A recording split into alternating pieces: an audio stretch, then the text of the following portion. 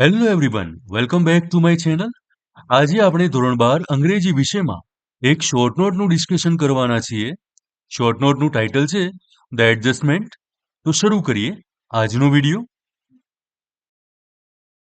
The adjustment is a heart touching story of નાના and નાની. આ એડજસ્ટમેન્ટ એ નાના અને નાનીની વચ્ચેની હૃદયસ્પર્શી વાર્તા છે. In this story by Gulzar દ્વારા લખાયેલી આ વાર્તાની અંદર an adjustment is shown between old couple.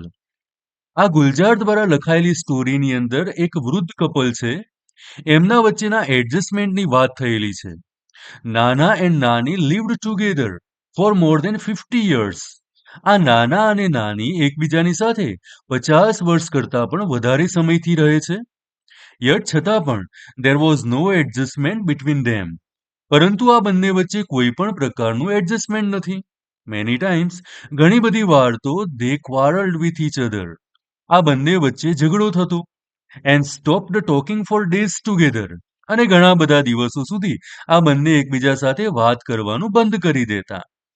નાની died earlier than નાના. નાનીનું મૃત્યુ નાના કરતા પહેલા થયું. આફ્ટર હર ડેથ અને નાનીના મૃત્યુ પછી તો નાના સ્ટાર્ટેડ બિહેવિંગ સ્ટ્રેન્જલી.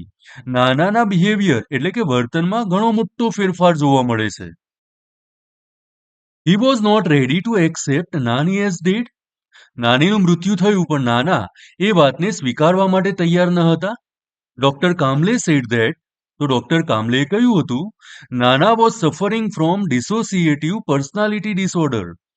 ડોક્ટર કામલેએ કહ્યું હતું કે નાનાને ડિસોસિએટિવ પર્સનાલિટી ડિસઓર્ડર નામનો રોગ થયો હતો. નાના સ્ટાર્ટેડ ડુઈંગ એવરીથિંગ ધેટ નાની યુઝ ટુ ડુ. આના કારણે શું થયું? નાના હવે નાનીની જેમ વર્તન કરવા લાગ્યા હતા. Many incidents were noted by the writer in which it was proved that Nana lived like નાની. આ સ્ટોરીની અંદર રાઇટર દ્વારા એવી ઘણી બધી બાબતો દર્શાવવામાં આવી છે કે જેનાથી સાબિત થતું હતું કે નાના હવે નાનીની જેમ જીવવા લાગ્યા હતા.